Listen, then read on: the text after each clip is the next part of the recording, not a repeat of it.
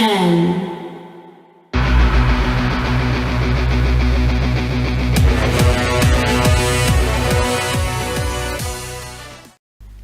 Salut à tous, c'est Sully Perfect 10, j'espère que vous allez bien, je suis content de vous retrouver, ça faisait longtemps qu'on s'était pas retrouvé.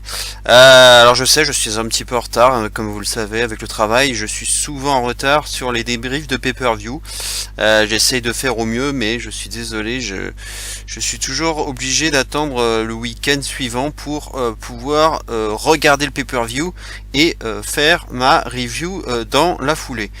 Alors j'espère que vous serez quand même nombreux à me regarder, enfin à m'écouter plutôt, malgré la durée, hein, tout ce qui s'est passé depuis, parce que ça fait quand même presque une semaine qu'a eu lieu le pay-per-view. Vous avez peut-être déjà beaucoup regardé de youtubeurs, beaucoup de réactions, et peut-être que vous en avez marre, et que vous n'avez plus vraiment envie d'écouter les débriefs des uns et des autres.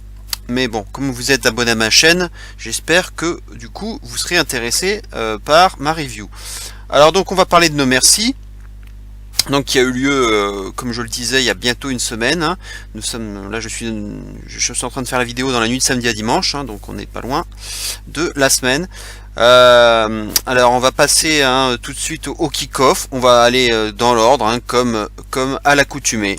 Alors le premier match, hein, c'était Apollo Crews contre Elias, hein, dans le kick-off. Alors pas grand chose à dire, hein, sur ce match, hein. Ce fut du grand classique de kick-off, hein, un match digne de Raw. Ni bon ni mauvais, hein, et comme je l'avais pronostiqué, c'est bien Elias qui a gagné. Décidément, hein, on a beaucoup de victoires de heel en kick-off, hein, ces derniers temps, hein, puisqu'il faut rappeler quand même qu'à SummerSlam, on avait quand même eu 3 victoires heel en 3 matchs. Si ça continue comme ça, on va être obligé de chercher les victoires de face en kick-off, hein, désormais. Je vous parlais quand même du booking, hein, assez favorable d'Elias, hein, qui perdait très peu de matchs, hein, depuis ses débuts dans le main roster. Donc sa victoire ne me surprend pas du tout.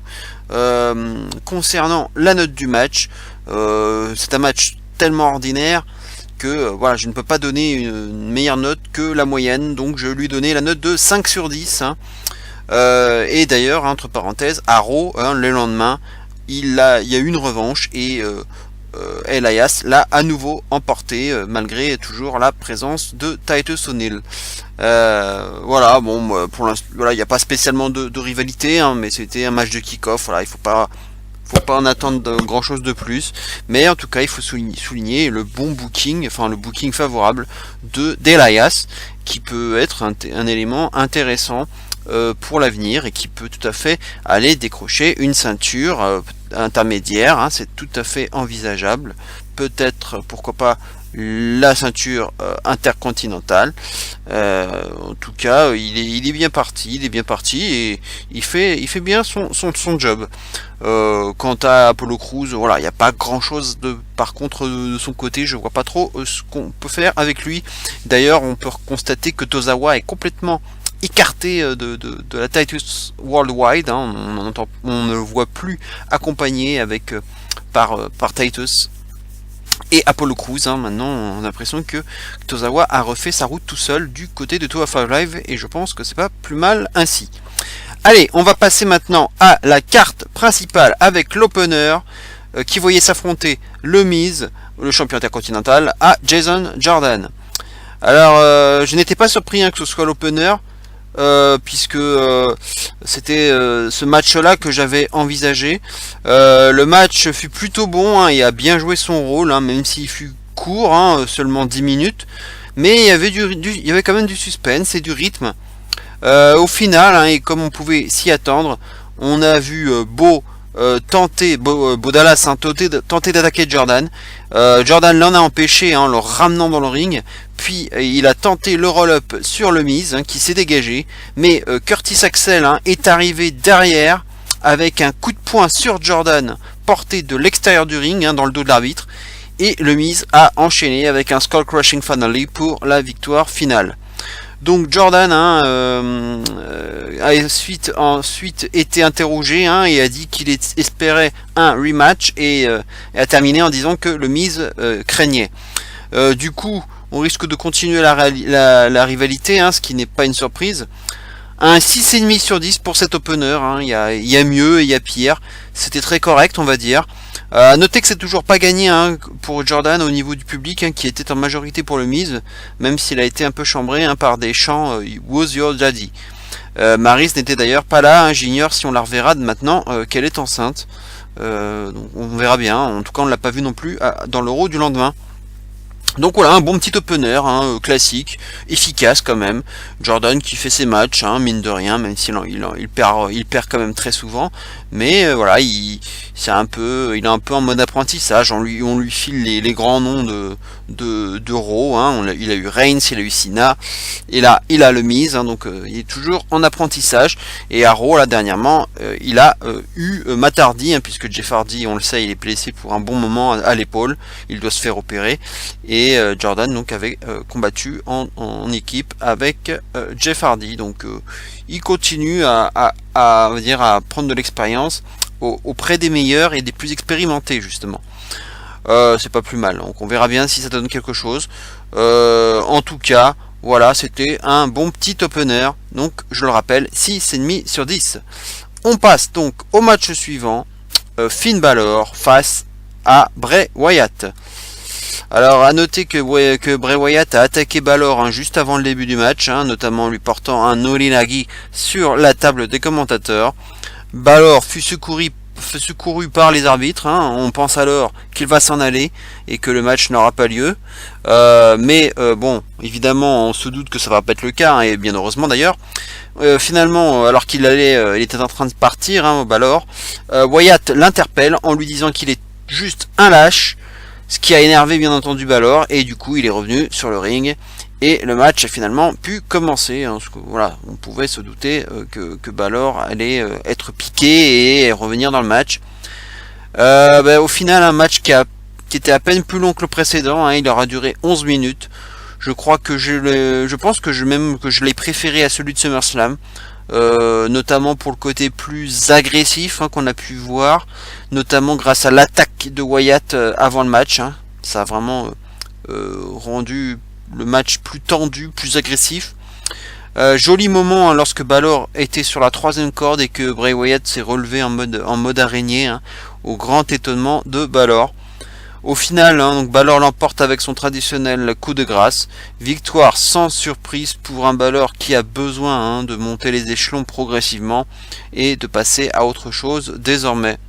Et d'ailleurs, on a des rumeurs déjà de match pour le championnat universel face à Brock Lesnar en fin d'année, hein, peut-être au Survivor Series, hein, si Brock Lesnar finalement combattait une dernière fois cette année, ce qui rien n'est moins sûr. Mais en tout cas, comme Balor a perdu sur forfait, sur blessure, sa ceinture universelle, il a le droit, bien entendu, à un rematch, puisqu'il ne l'a jamais perdu, cette ceinture. En tout cas, pas de façon traditionnelle. Donc, voilà pour Balor. En revanche, hein, comme je vous le disais dans ma vidéo pronostic, pour Bray Wyatt, hein, je ne vois vraiment plus ce qu'on peut faire pour lui, hein. Le mec n'est juste plus crédible du tout. Et c'est vraiment dramatique ce qui se passe avec lui, hein. Je suis vraiment triste pour lui. Cela dit, hein, visiblement à Raw, hein, on a vu que ça n'avait pas l'air d'être fini entre Balor et Wyatt, hein, Wyatt, pardon. C'est assez étonnant, je pensais vraiment que la rivalité était terminée. Et pourtant, Balor avait gagné son match contre Goldust. Et en fait, on a entendu la chanson habituelle de Bray Wyatt qui a résonné juste après, donc sans qu'on ait vu la présence de Bray Wyatt. Donc on a l'impression que la rivalité n'est pas tout à fait terminée, donc c'est assez étonnant. Je sais pas vers quoi ils vont nous amener. J'ai cru que la Wyatt Family allait se reformer à ce moment-là, donc peut-être que c'est ça, on sait pas encore. En tout cas, par rapport à la note du match, je mettrai pareil que l'opener, hein, donc à savoir un 6,5 sur 10. Un match, on va dire, tout à fait correct, et qui pour moi d'ailleurs est le meilleur de leurs 3 matchs, hein, depuis voilà, qui s'affrontent, hein. C'est pour moi, c'était le meilleur des 3 matchs. Voilà, donc voilà, c'était pas une super rivalité, on le sait, mais ils ont fait leur match. C'était correct, mais sans plus, quoi. Mais ça se laissait regarder, on va dire. Voilà, j'ai pas gros chose d'autre à dire en dehors du fait que pour Wyatt c'est compliqué et ça m'attriste quand même pas mal. Match suivant, match de championnat par équipe entre Dean Ambrose et Seth Rollins face à Cesaro. Alors Ambrose, il a pris très cher au niveau de son bras gauche et bien entendu tout le monde l'a vu, Cesaro s'est pris de plein fouet le poteau du ring et a non pas perdu deux dents, mais au contraire deux dents se sont enfoncées dans sa racine. C'était très spectaculaire, il a été défiguré. Et puis même sa lèvre aussi a été touchée, et on peut vraiment féliciter Cesaro puisqu'il aura continué le match pendant 10 minutes de plus. C'est quand même assez impressionnant, et je crois d'ailleurs, j'ai cru lire qu'il avait été applaudi en backstage pour son courage et voilà, sa ténacité et le fait qu'il n'ait pas abandonné. C'est quand même couillu de sa part et c'est quand même très professionnel, il faut quand même le souligner. En plus il avait vraiment pissé le sang, véritablement, c'était vraiment impressionnant à voir. On a vu aussi un superbe spot, notamment avec ce white noise de Sheamus sur Dean Ambrose, suivi d'un powerbomb de Cesaro sur Rollins qui retombe alors directement sur Ambrose, mais malgré tout Ambrose est arrivé à se dégager. Ce fut le gros bordel ensuite en fin de match, avec Cesaro qui retient Rollins en lui faisant montrer ce que Sheamus allait faire à Ambrose, à savoir un Brogue Kick. Sauf qu'Ambrose s'écroule avant le Brogue Kick et surprend Sheamus avec un roll-up, mais Sheamus se dégage. Ensuite, Sheamus porte un Brogue Kick sur Cesaro, par erreur bien sûr, et Sheamus se prend le High Knee de Rollins, suivi d'un Dirty Deeds d'Ambrose pour la victoire finale. Donc victoire sans surprise pour Ambrose et Rollins, comme je vous l'avais dit dans ma vidéo pronostic. On va enfin pouvoir passer à autre chose, il était temps. Le match fut en tout cas plutôt bon et d'une bonne durée, de quand même 16 minutes plus exactement, et ce fut dans la lignée de celui de SummerSlam. Je lui donnerai donc la note de 7 sur 10, franchement ça les vaut. Donc plutôt une bonne note. En revanche, je me demande ce qui attend Cesaro et Ambrose et Rollins désormais. On a l'impression qu'ils nous vendent un Shield contre Mistourage, ou en tout cas un retour du Shield pour les titres et pour les titres par équipe. Je ne sais pas s'ils vont être défendus à TLC, le prochain pay-per-view d'Euro, ce qui serait dommage. Puisque peut-être que si le Shield se reforme le temps d'un pay-per-view, c'est peut-être contre le Mistourage ou peut-être même Sanity, on parle déjà de Sanity, on verra bien.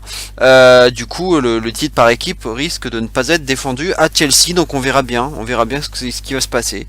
En tout cas ce retour du Shield est en tout cas énormément teasé, et on l'a vu notamment à Raw avec ce fist bump entre les trois membres du Mistourage. Voilà, donc c'était un très bon match, c'était un des meilleurs matchs de la soirée, ce qui n'est pas une surprise, puisqu'on sait que les matchs Cesaro et Ambrose Rollins sont en général de qualité, mais en tout cas j'espère que c'était bien le dernier de la série, de la rivalité, et qu'on pourra enfin passer à autre chose. Match suivant, match très attendu aussi, match de championnat féminin entre la championne Alexa Bliss, Emma, Bayley, Sasha Banks et Nia Jax. Alors Nia Jax a bien montré sa force, notamment avec plusieurs avalanches dans le coin, et même en portant un double Samoan drop sur Bliss et Banks à la fois. On sentait que c'était la femme à abattre, Nia Jax, et on l'a vu avec un double powerbomb porté sur elle, hors du ring, avec un double dropkick qui était porté juste avant, pour appliquer la pression juste avant le powerbomb.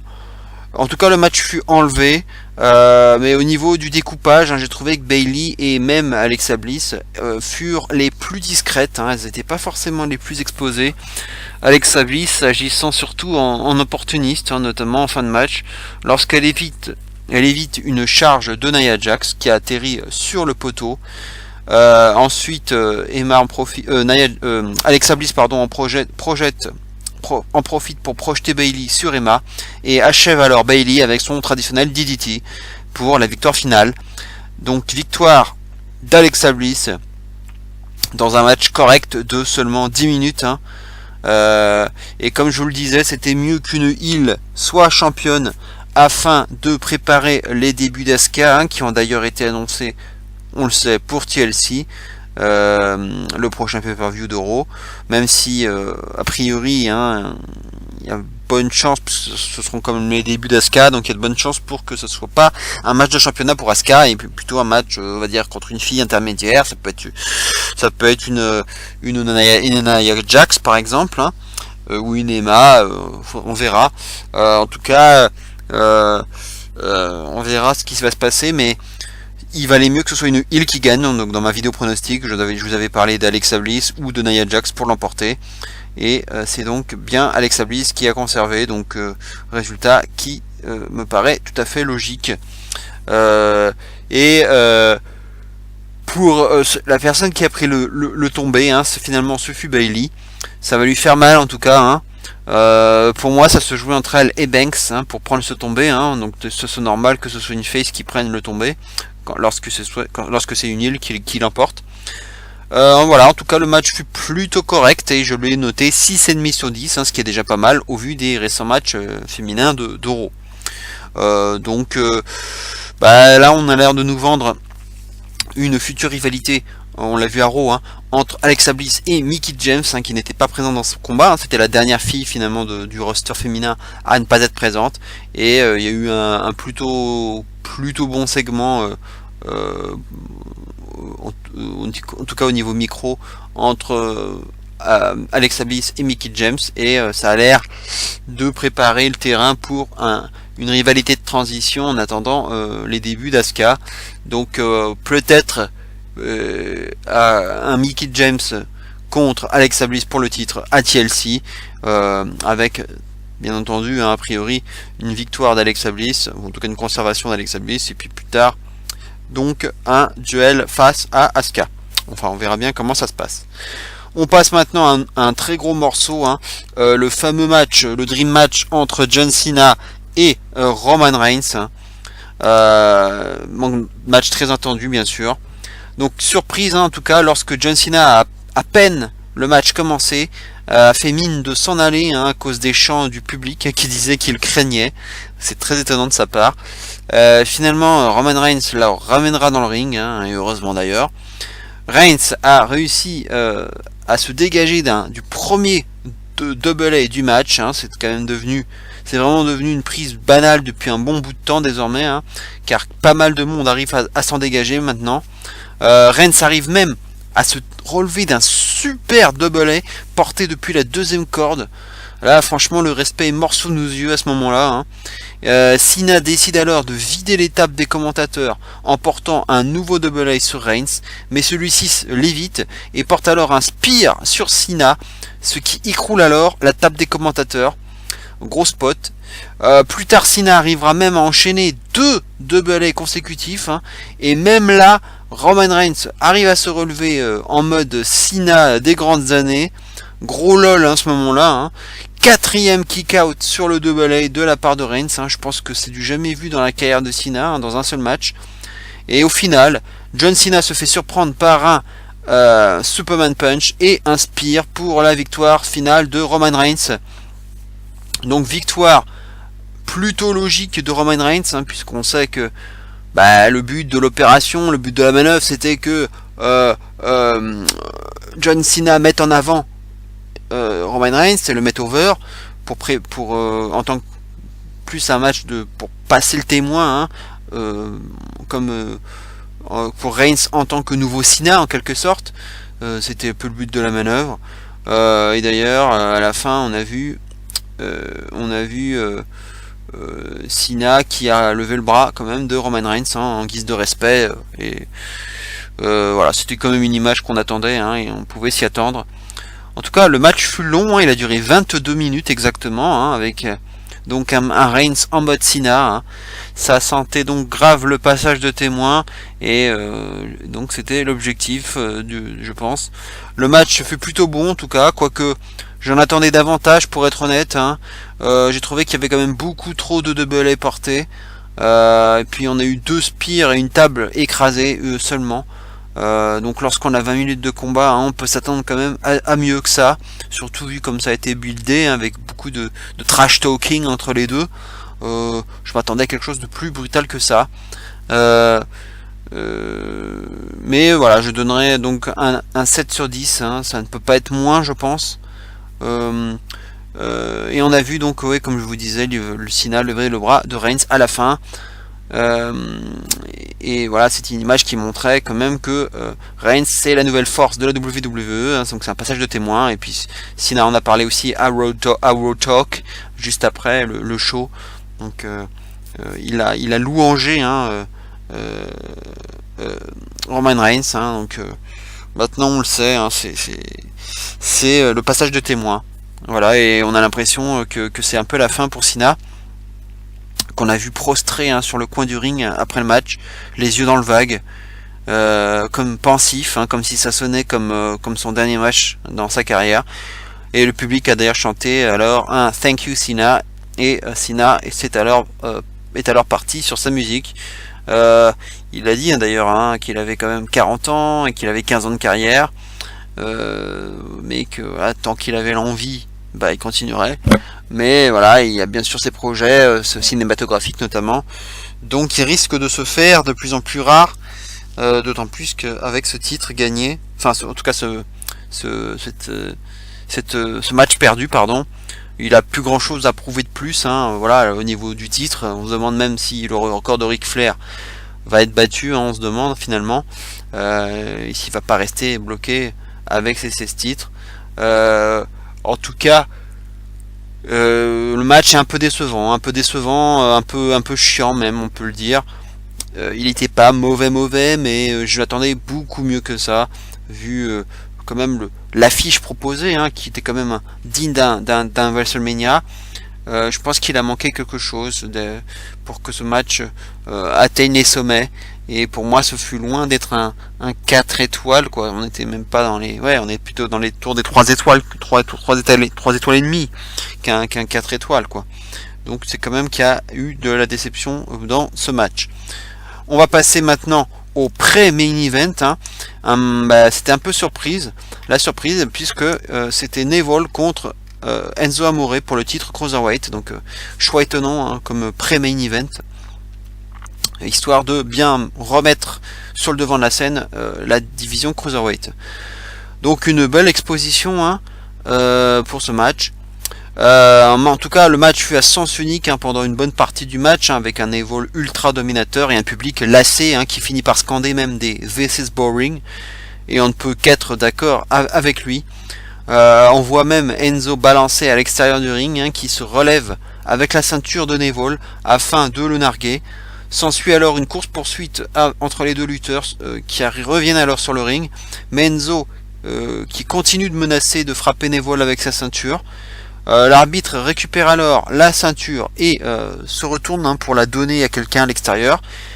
Pendant que l'arbitre a le dos tourné, Enzo en profite alors avec un gros coup de pied dans les roustons, hein, dans le dos de l'arbitre, et gagne le match sur cela, quoi, sur un petit paquet comme ça.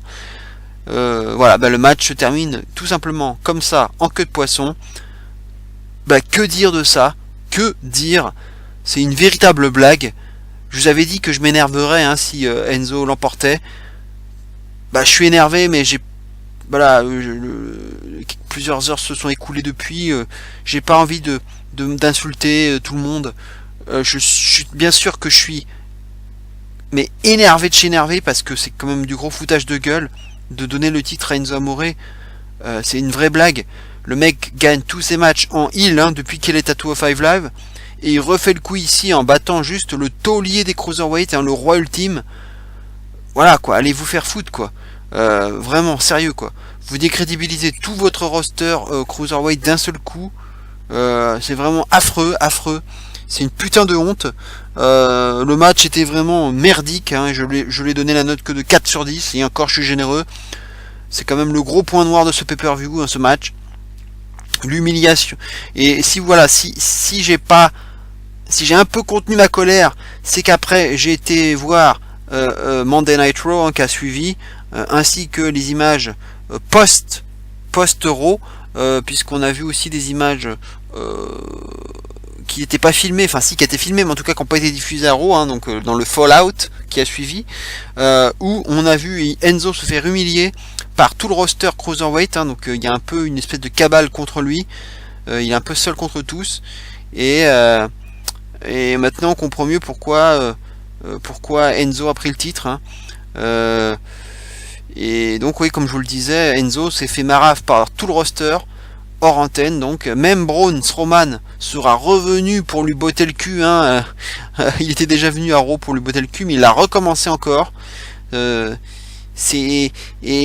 à mon avis, hein, tout ça ressemble à mon avis à un deal passé entre la WWE et Enzo Amore, hein, avec je dirais un titre qu'on lui fait miroiter. On lui dit voilà, on peut te donner la ceinture, mais en compensation, vu toutes les conneries que tu as faites en dehors du ring, hein, tous ces faits divers, hein, qu'on va pas rappeler, en contrepartie, tu vas prendre cher, tu vas vraiment te faire humilier par tout le monde. Voilà, c'est le prix à payer si tu veux avoir la ceinture. Je pense que c'est un peu un deal de ce genre là qu'il y a eu. Ça ressemble à mon avis fortement à ça, et c'est pour ça que je suis un peu moins énervé, même si je trouve que c'est une putain de honte que Kenzo Amore soit champion. Mais comme il y a eu cette humiliation derrière, ça contrebalance un peu le truc, et je comprends un peu mieux pourquoi ils l'ont fait, mais je ne cautionne bien entendu pas ce choix, parce que forcément, quand tu vois les autres gars, quoi, tout le talent qu'ils ont, hein, les Alexander, les Tozawa, les Mustafa Ali, les Tony Nese, etc., enfin, c'est quand même du gros gâchis. Et puis surtout Neville, tout ce qu'il a pu faire. Et puis combien de fois il a défendu son titre face à des Austin Harris, des Tozawa, des Gallagher. Il conservait son titre à chaque fois. Donc pour qu'un plouc pareil qui est vraiment très limité dans le ring, hein, comme Enzo, arrive à le battre. Bon, après c'était sur un gros coup de pied dans les roustons, hein, c'était pas du clean, mais quand même gagner comme ça sur un geste de heel, hein, sur Neville, c'est quand même étonnant. Et d'ailleurs dans le 205 Live qui a suivi, on a on a l'impression en tout cas qu'il y a eu une sorte de double turn, donc un face turn plutôt de Neville et un heel turn d'Enzo Amore, hein, qui a porté un coup de béquille sur Neville alors qu'il venait de gagner son match contre Daivari. C'est assez étonnant. Alors Neville, lui, il n'a pas trop changé d'attitude pour le moment, mais bon, il suffit qui change un peu d'attitude, Neville, et qui joue un peu plus avec le public, et qui retrouve un peu plus le sourire. On sait jamais, il pourrait vraiment devenir face. On ne sait pas s'il va changer d'attitude véritablement. En tout cas, oui, voilà, Enzo, on voit, il gagne beaucoup ses matchs en heel, donc ce heel turn semble bien parti. Et puis voilà, il s'en est un peu pris au public aussi, hein, puisque le public s'en prend aussi beaucoup à lui. On l'a vu à 205 Live. Donc en disant que this is boring, les trucs comme ça, ou you deserve it aussi même. En parlant de la baston, hein, de ce tabassage en règle, le public lui disait do you deserve it. Donc forcément ça énerve. Et voilà, on va voir comment ça va évoluer, donc notamment dans ces personnages, que ce soit Neville ou Enzo, hein, s'il y a vraiment un double turn qui a bien eu lieu. Voilà, en tout cas, je suis énervé par ce résultat, et c'était clairement le plus mauvais match de la soirée. On passe maintenant au main event, encore un match attendu entre Brock Lesnar et Braun Strowman. Eh bien, on peut le dire, hein, Braun aurait même pu déjà l'emporter très rapidement avec son power slam, hein, qu'il a porté en début de match, mais Lesnar s'est dégagé, alors qu'on avait quand même déjà vu une German suplex inoffensive ainsi qu'un choke slam de chaque côté, hein, avant ce power slam. Braun saigne alors de la pommette gauche. Une Kimura de Lesnar ne suffira même pas à faire abandonner Strowman. Lesnar enchaîne alors avec sa 6e German suplex, mais Braun réplique avec un nouveau power slam suivi d'un deuxième, mais Lesnar se dégage quand même de justesse. Lesnar arrive alors à porter un F5 et l'emporte. Donc déjà une victoire de Lesnar, qui conserve donc logiquement son titre en même pas 10 minutes, hein, dans un match vraiment très très moyen. j'aurais vraiment désiré davantage de résistance de la part de Braun, hein, qui aura quand même perdu dès le premier F5 porté. Je suis quand même très déçu. Voilà, vu comme il était buildé depuis le début, comme un mec fort, infranchissable, imbattable, etc., etc. Perdre sur un tout petit F5 de rien du tout, waouh quoi. C'est quand même difficile pour la crédibilité de Braun Strowman, qui méritait bien mieux que ça. J'attendais quand même un peu plus de résistance, hein. Je me doutais qu'il allait perdre, mais quand même, ils auraient pu faire quelque chose comme avec Samoa Joe à Great Balls of Fire. Voilà, en voyant un Braun qui met vraiment en difficulté Lesnar, qui est à deux doigts de gagner, et puis mais qui par exemple se relève aussi du F5, mais bon, il n'en a rien été. Et on parle d'ailleurs de plus en plus d'un Lesnar Roman Reigns à WrestleMania 34, et apparemment l'idée c'est vrai que justement ce F5 soit de plus en plus remporté dès du premier coup, enfin sans qu'il y ait de dégagement, pour montrer vraiment que son F5 est dévastateur et que ce sera une vraie menace jusqu'à WrestleMania. Donc on a l'impression que c'est déjà acté entre Lesnar et Roman Reigns, hein, malheureusement, hein, c'est le match qu'on nous tease depuis tant de mois, à moins d'un changement de dernière minute, mais on sait jamais. Mais voilà, ça s'est passé comme ça. Le match donc est très très décevant, encore un match très moyen, pas digne d'un pay-per-view quoi, assez énervant. Donc 5 sur 10, hein, je peux pas donner mieux. Et pour Strowman, ça va être dur, hein, puisqu'il a quand même pris un tombé, il a perdu clean. Donc on va voir comment il va se relever de tout ça. Et c'est pas en s'en prenant à du Kurt Hawkins, comme on a pu le voir à Raw, que ça va régler tous les problèmes. Donc on va voir la semaine prochaine, hein, puisqu'il affronte à Raw, il a affronté Dean Ambrose, et maintenant il va affronter Seth Rollins la semaine prochaine. Donc ça va être intéressant de voir comment Strowman s'en sort face à de tels lutteurs. Voilà ce qu'on pouvait déjà dire concernant No Mercy 2017. Hein. Alors comment faire ce bilan? Au final, moi je trouve que ce pay-per-view était assez frustrant, hein, parce que tous les matchs étaient plutôt bons, sauf qu'en fait ça m'a fait un peu penser à un entonnoir, ce pay-per-view, avec on va dire la partie large pour commencer, enfin où on a eu pas mal de bons matchs, c'était plutôt correct, et tout à coup on part un peu en entonnoir sur la fin, et tout à coup ça devient beaucoup moins intéressant. Ce sont les derniers matchs pour moi qui ont fait baisser le niveau, avec un Cena Reigns qui était pas mal mais qui ne m'aura pas transcendé, un Evil Enzo honteux où il n'y avait rien, et un Lesnar Braun pathétique. Voilà, donc ce sont surtout les 3 derniers matchs qui m'ont vraiment fait baisser ma note, et qui m'ont fait baisser qui m'ont fait enlever un peu de plaisir. Lesnar toujours champion, hein, alors qu'on ne devrait plus le revoir défendre son titre avant 2018 en théorie, ce qui fout quand même grave les boules, hein. Le Lesnar Reigns, donc comme je vous disais, est de plus en plus probable. En ce qui concerne la note du pay-per-view, je vais quand même donner une bonne note, hein, de 7 sur 10. C'est quand même, au final, quand même, malgré tous ses défauts, l'un des tout meilleurs pay-per-view de l'année. Enfin, ça reste mon avis, même s'il y a évidemment beaucoup de choses à redire. Mais ce pay-per-view aurait pu vraiment être bien meilleur si, par exemple, Enzo n'avait pas été l'adversaire de Neville, et si Braun avait affronté quelqu'un d'autre que Lesnar, puisque Lesnar, on le sait, avec lui, ce sont toujours des matchs plutôt courts. Donc voilà ce qu'on pouvait dire sur ce pay-per-view, que j'ai plutôt aimé, mais qui pouvait encore vraiment être meilleur que ça, au vu du build-up qu'il y a eu autour, et puis des belles affiches qu'il y a eu quand même. Et j'espère que Hell in a Cell saura relever le niveau. Voilà ce qu'on pouvait dire sur ce pay-per-view. De votre côté, qu'en avez-vous pensé? Est-ce que vous avez été déçu, pas déçu? Quels ont été quels ont été les éléments que vous avez aimés, que vous avez moins aimés? Dites-moi tout.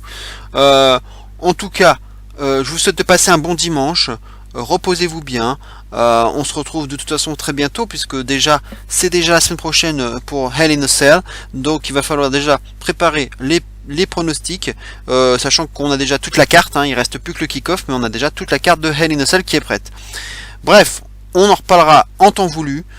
On se retrouve donc très bientôt, hein, donc pour cette vidéo pronostic de Hell in a Cell. Passez un bon dimanche, et d'ici là, n'oubliez surtout pas, jamais, mais jamais, ne pas oublier, vive le catch. Ciao à tous.